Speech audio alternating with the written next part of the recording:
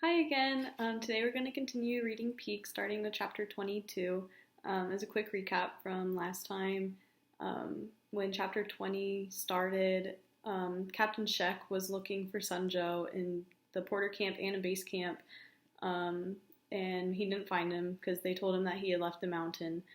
And then Peak, Sunjo, and the rest of their crew safely made it up to Camp 4 and then back down to Advanced Base Camp. When they were at Advanced Base Camp, they heard about a couple of climbers up at Camp 6 who had gotten sick and they needed to make it back down the mountain, so they stayed to help them get down to Advanced Base Camp so a helicopter could come pick them up and get them off the mountain. But Josh radioed them to let them know that Captain Shek was going to be on that helicopter. So they safely got Sunjo back to base camp because he traveled down with the porters. But right at the end of chapter 21, Captain Shek arrested Zopa and took him on the helicopter with him. And it was not really clear why he arrested Zopa, but probably because he thought that Zopa was lying about Sunjo's whereabouts.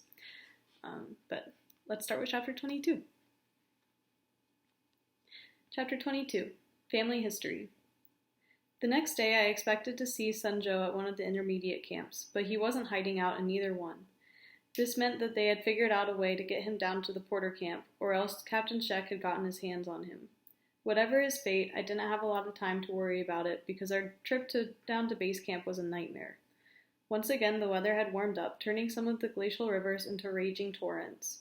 If we'd had boats and paddles instead of crampons and ice axes, we could have been down to base camp in minutes. By the time we reached the first intermediate camp, about half our party was ready to give up and spend another night high on the mountain. We should push on, Dietrich urged them. We need to get the frostbite taken care of. We can be at base camp in 3 hours. Unfortunately, no one else seemed to share his opinion, including the other Germans on his team, who I think blamed him for their summit failure. They sat on rocks staring at him dully as if he had lost his mind. But Dietrich was right. We were headed downhill. Even with their injuries, it wouldn't take us long to get to base camp. I knew they were tired and hurting. So was I. But spending another night at a crummy camp this close to base was stupid. The Sherpas appeared to be behind Dietrich 100%. None of them had even sat down to rest. I think Dietrich is right, I said. One of the Germans laughed. Ah, so now we have a child telling us what to do. Some of the others laughed with him. Ouch. I should have kept my mouth shut. I wasn't really in a position to tell them what to do, even if I was right. What's the matter with all of you? Someone behind us shouted. I turned around and was shocked to see Josh, and he wasn't alone. Bad weather coming in tonight, Zopa added. You cannot stay here. Josh was grinning, but I could tell he wasn't feeling well. His eyes were bloodshot, and he looked pale and haggard. He patted Dietrich on the back. Sorry about the trouble up on the mountain. Dietrich looked as if he was ready to cry. I wasn't sure if it was from grief over the dead climbers or relief that Josh and Zopa had shown up to give him a hand.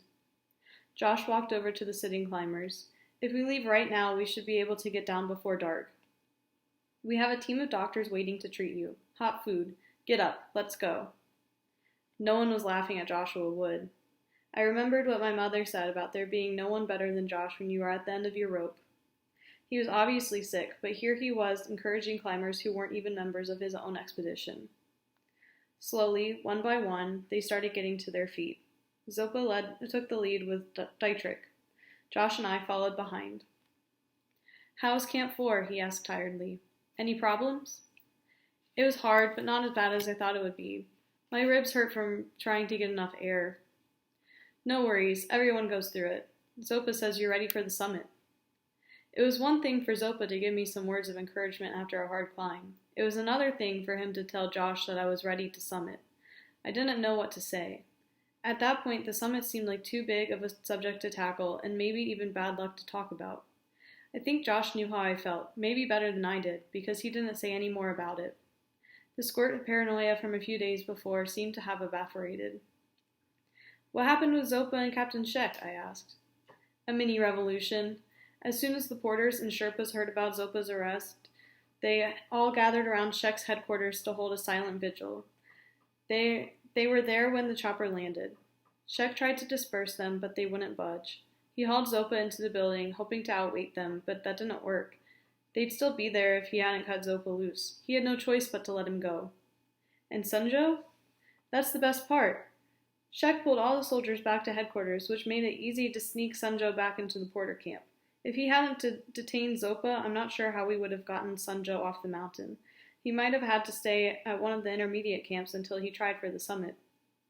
Why is Captain Shek so worried about him?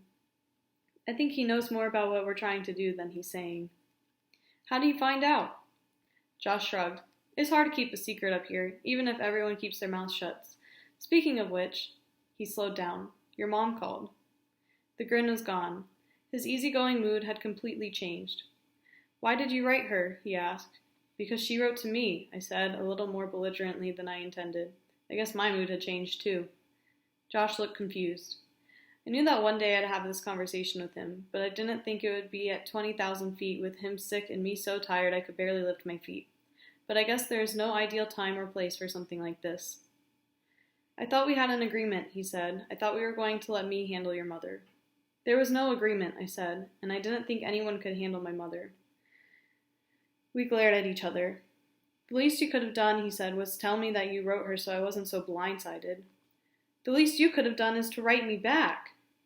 What the hell are you talking about? I sent you letters, I said. You mean when you were a kid? Yeah. So? You got the letters? I shouted. He stopped and pulled his goggles around his neck.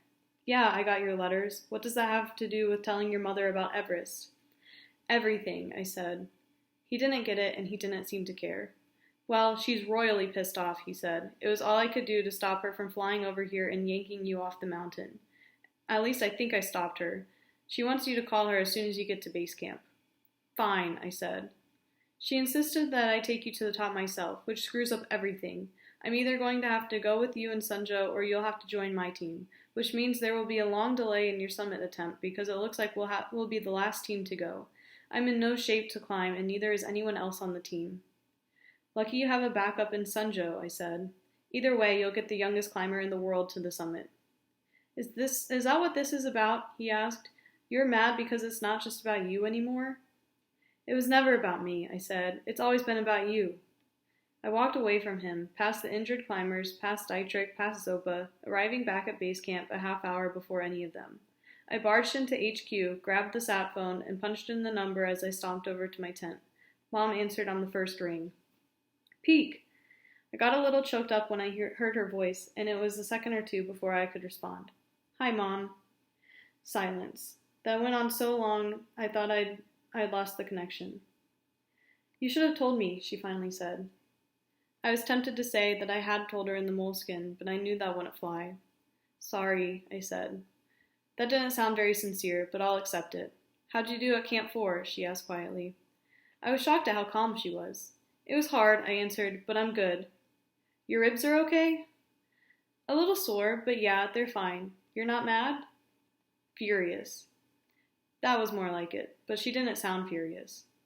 Josh told me you were sick. I'm over it, but a lot of the others have it now, I said, including Josh, but I didn't tell her that. I know, she said. Since I got your journal, I've been surfing the Everest websites. Looks like a lot of climbers are leaving the mountain. I also read about the deaths at Camp 6. I walked down the mountain today with the German team leader, I told her. His name is Dietrich. And how is he? I don't know. Devastated, I guess. And how are you? What do you mean? Well, 4 people died less than a mile away from you, she said, sounding a little more like my mother. Any thoughts on that? Feelings? Reactions? I didn't know what to say. I felt bad, didn't quite cut it. Mom was just getting warmed up. 4 people died on the mountain. Human beings, Pete, with mothers, fathers, brothers, sisters, children, wives, husbands, girlfriends, boyfriends, sitting at home worrying about them. By now, they've gotten a phone call or an email with the bad news. Sorry, your husband, wife, daughter isn't coming home. No, we can't retrieve a body above Camp 4. It's too dangerous. I reached my tent and climbed inside. Let me ask you a question, she said. Go ahead. Do you think you're a better climber than the 4 who died? No. Do you think you're luckier than they were? I guess, I said. I'm alive. That's not what I'm getting at. You're saying that the same thing could happen to me. You're not on the wall in the back of our cabin or at a climbing camp. You're on Everest. People die up there, Peak. You might die. The guys who died weren't acclimatized, I protest. They should have waited. They saw a break in the weather and got summit fever. They made a mistake. You think that means anything to those who were waiting at home for them? I looked up at the drawings that the 2Ps had sent. Well, Mom persisted. One of the drawings was a stick figure clinging to a skyscraper with a helicopter hovering overhead. Just above the stick figure was a little blue mountain. I'm trying for the summit, I said. I've gone through too much to give up now.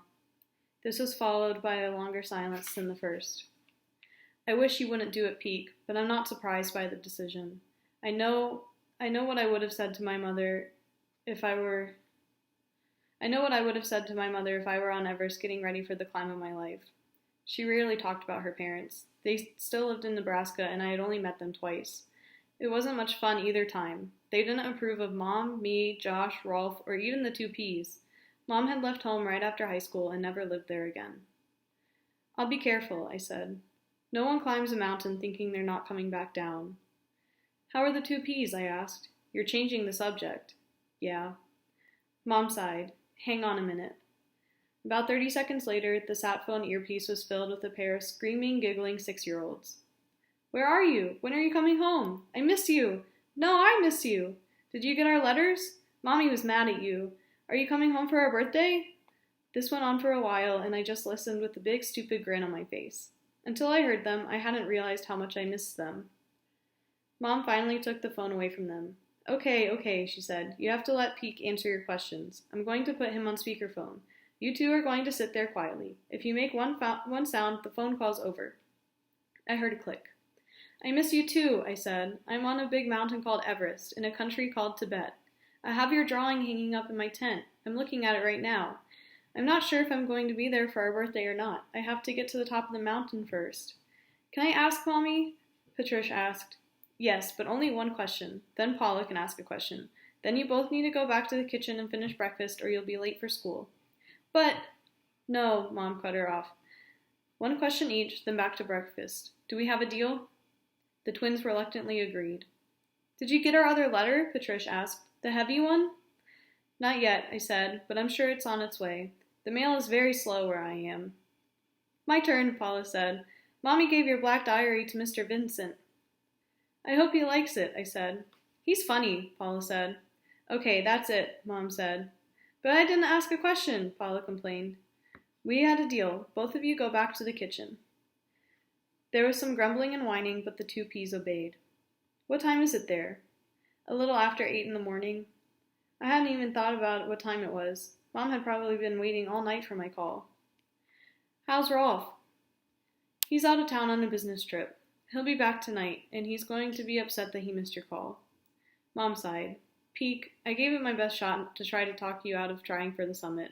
But now the decision has been made, you need to focus on the task. You can't think about me, Paula, Patrish, Rolf, or anyone else. To stay alive, you are going to have to think about only yourself. Do you know why I quit climbing? Yeah, I said. You fell from the wall in the back of... No, she interrupted. I quit because of you. What? With some work, I could have gotten my climbing condition back. In fact, the reason I went for that climb the day I fell was because Josh wanted me to get back on the circuit with him. Just before I fell, I was thinking about what would happen if a rattlesnake slithered up to my baby strapped in his car seat down below. If I'd been thinking about the climb, I would have realized the rock I grabbed was loose before I put weight on it. To climb at Josh's level, you have to be completely selfish, Peak. When you were born, I couldn't do that anymore. I have no doubt you have the physical ability to summit Everest or any other mountain you want, but you may not have the ability to not care.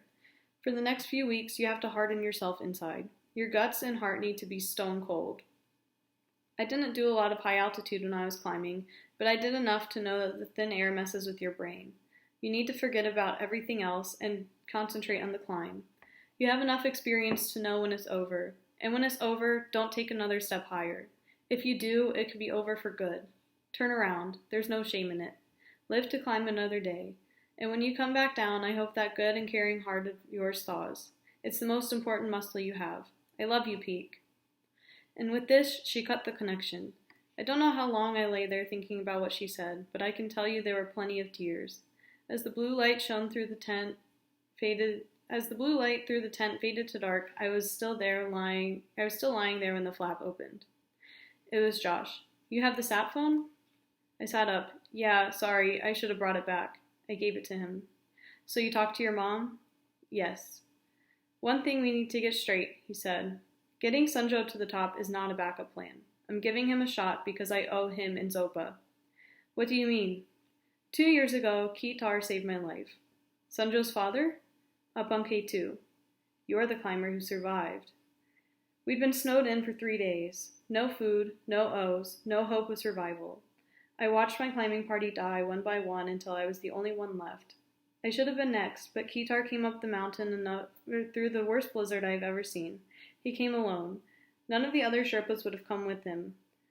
He all but carried me back down. When we got to base, we stumbled into the aid tent. I took one cot, Kitar took the other. While Leo was treating my frostbite and giving me IV fluids, the man who saved my life died not 4 feet away from me. His heart gave out. I didn't even get a chance to thank him. I thought you ought to know. He closed the flap, and I heard his footsteps crunching through the snow as he walked away. Chapter 23. Unrest. Being selfish and focused turned out not to be a problem. After Josh dropped the K2 bomb in my tent, he dropped a second bomb on his clients. He told them about his plan to get me to the summit. I wasn't invited to the meeting, but I certainly experienced the aftermath of the explosion the next morning. I slept late and woke up sore and famished. It had snowed a couple of feet during the night, and I had to dig my way out of the tent.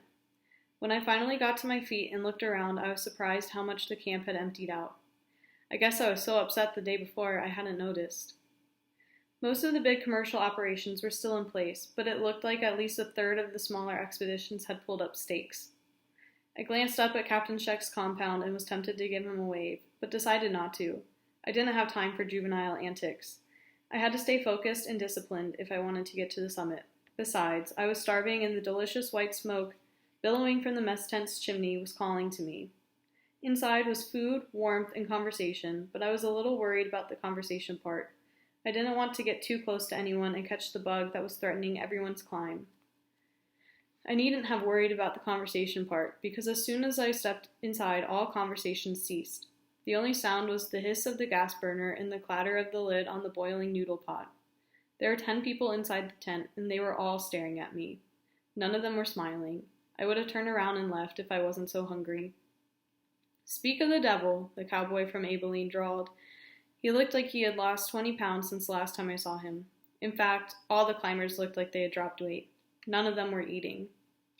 What's going on? I asked as casually as I could, with 10 pairs of eyes glaring at me. I walked to the shelf and grabbed a plate. We're having a meeting, someone said. A private meeting, someone else said.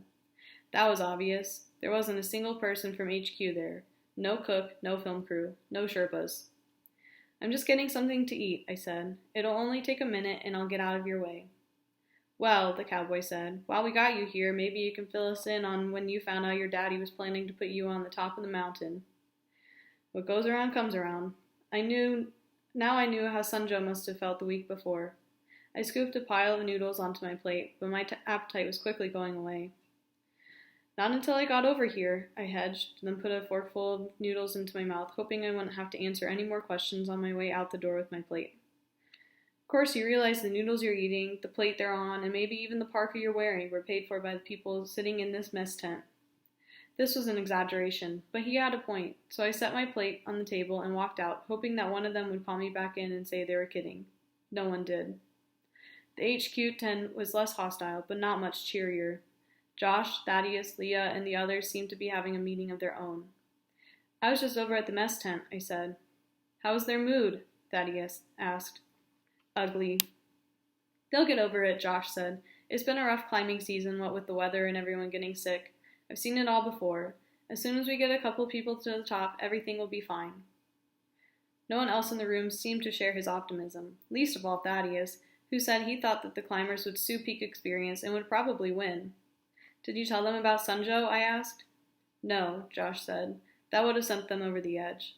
That's our little secret, although Sheck seems to have figured it out. We're going to shift everything again. Zopa, Sunjo, Yogi, and Yash are the C team. They're still on our climbing permit, but they're on their way down, or they're on their own. Peak, you're on the A team with me. We'll divide the film crew between the teams. As soon as JR is better, we'll start filming the A and B teams. We probably won't use any of the footage, but the fact they're being interviewed for the documentary might improve their attitudes. He looked at Leah. What's your best guess about when this virus will run its course? A week, maybe longer. She looked like she was suffering from it too.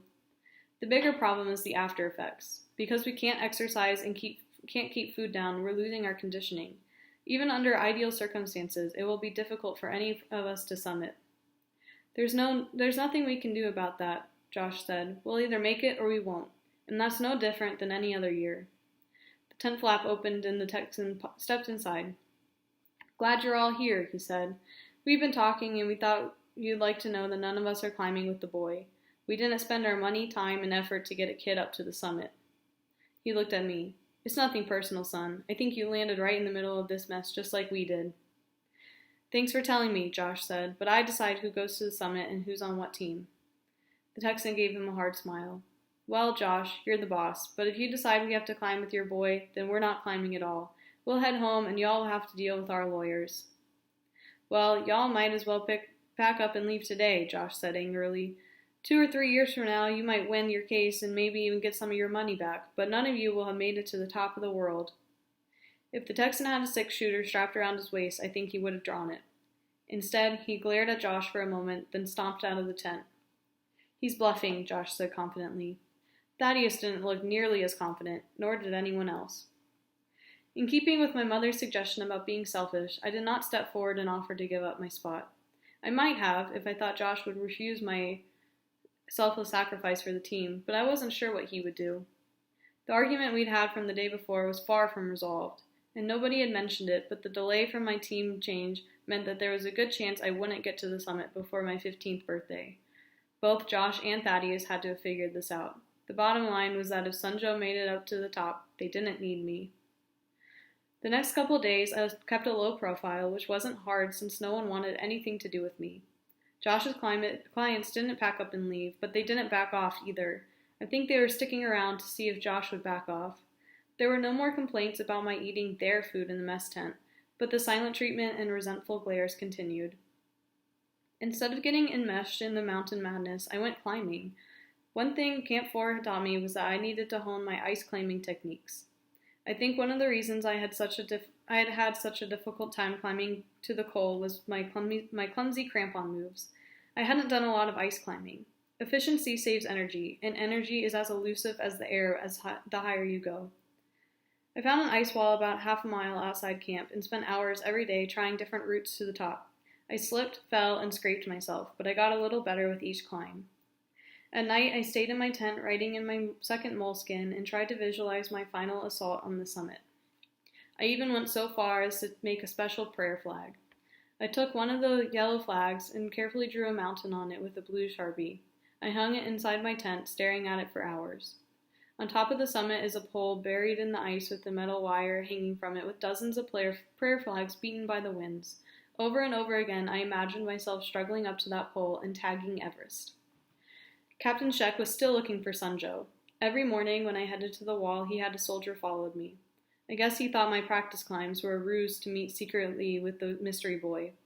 I actually didn't mind being followed. If I had an accident, at least there would be someone around to help me, or to run back to base camp and get help. Zopa, Yogi, and Yash were staying at base camp, but keeping a low profile. I saw them once in a while, but we hadn't spoken since we got back. I suspected Captain Shek was watching them too, and they were keeping their distance. On the 3rd day, we got word that 9 climbers had reached the summit from the north side, virtually every climber who had tried that day. Now, you would think this news would be received with great joy, and on the surface it was, but just below the surface was a great deal of jealousy and resentment.